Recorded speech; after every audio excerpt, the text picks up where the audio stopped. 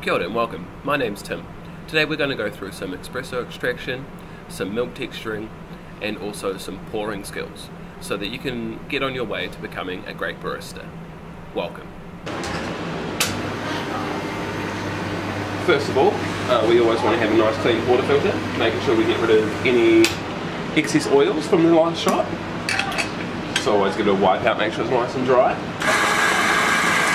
So our grinder here doses to order. So we're just going to have a nice wee mound there. We're going to pull our grind together, and using our thumb and forefinger we're going to make sure that we have a nice even temp. So we're just going to line it up there so it's nice and flat. Side on, we're just going to push down using about 15 kilograms of pressure. Now we're just going to tap down the portafilter too to release any grinds that are around the side. Finally we're just going to polish, making sure that it's nice and flat and that there's no excess grind left on the portafilter.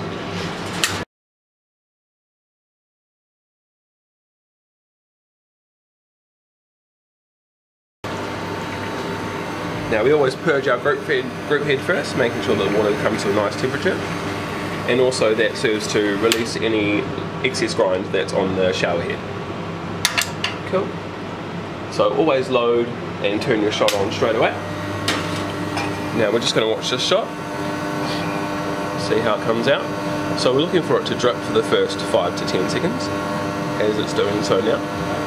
As the puck moistens, the coffee will start to extract a bit quicker, and we should be looking for a hesitant pour. We are looking at about 25 to 30 seconds for the full extraction, at the end of which we should have 60 ml of espresso in our cup. This shot here seems to be pouring a wee bit slow. We'll discuss in further later on exactly what that means and how we can change that and fix that. With espresso we're always trying to find the perfect shot.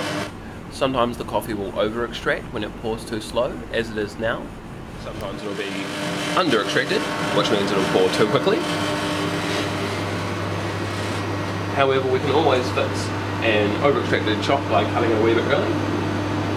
We call that restricted or ristretto in Italian. Cool, so we're just reaching the 30-second mark now.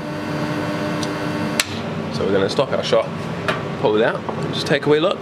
So we can see tiger stripes there, which is the brown suspended coffee oils in the shot, but we can also see quite a bit of pale colour on the top of the shot. This indicates to us that it's over extracted, as in it's been pouring too long. So we will adjust our tamping or our grind or our dosing accordingly in order to get a better shot. Rightio, so repeating the same process, we've just changed the grind a wee bit, coarsened it up, so it's just not going to run so slowly, hopefully.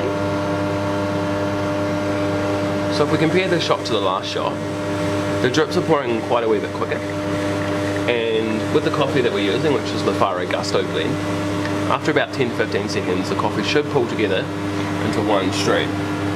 Now this is what we're looking for here. If we just look down onto the shot, we'll be able to see that there are slight gaps at the bottom of the shot there. So what we're looking for is a thin hesitant stream that had gaps. So we're going to turn it off once we get to the 25-second mark, because that one there was pouring a bit quick. So the colour again is quite light, but we see a better array of tiger stripes there. So this shot is a lot closer to what we're actually looking for. We can see the suspended coffee oils hopefully in that shot. Yeah, we can. So there's the darker brown patches. And this shot here is sitting at about 45 ml, I'd say. So we just cut that again in a wee bit short, just to make sure that the flavour of the coffee is balanced. The three extraction variables are dose, temp and grind. Always make sure your dose and temp are consistent before changing your grind. When adjusting your grind, only adjust slightly. If the coffee is pouring too slow, i.e. over extracting, you want to coarsen up your grind so that the coffee will pour a bit quicker. Conversely, if the coffee is under extracting, you want to tighten up your grind or make it finer in order to make the coffee pour a wee bit slower.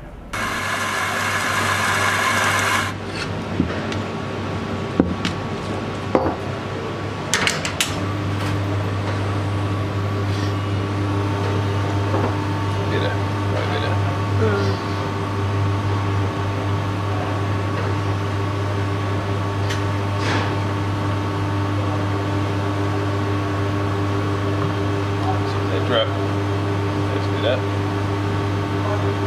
Oh, nice. Your catch are pulling together too. 3, 2,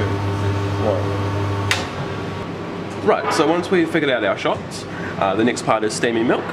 So what we're going to do here is we're going to steam some milk for 2 cappuccinos using our large size jug. So we've got fresh milk in there. It's always good to steam with fresh milk as much as possible. Also, before we start our shot, we're just going to purge the steam one to make sure that any excess milk that's built up in there is going to be released. Cool. So what we're going to do is we're going to pop the top of our steam wand just on top of the surface of the milk, and we're going to pop it on the side of the jug. So we turn it on to about half strength. Now, very slowly lowering it down, we're going to introduce steam in short bursts. What this is doing is it's stretching the milk, is what we call it, creating the foam. Now, once we get to about 40 degrees, as the milk starts to warm up, we're just going to whirlpool it. So spinning the milk around there, just to make sure we get a nice texture of the milk. Finally, if we have bubbles left on the top as such, all we're going to do is collapse our jug, which is just smacking it down on the bench softly, and then we're going to surf it together. See, now we have some silky smooth milk. This is going to make us 2 cappuccinos. And yeah, right, next step. Cool. Come in enough open.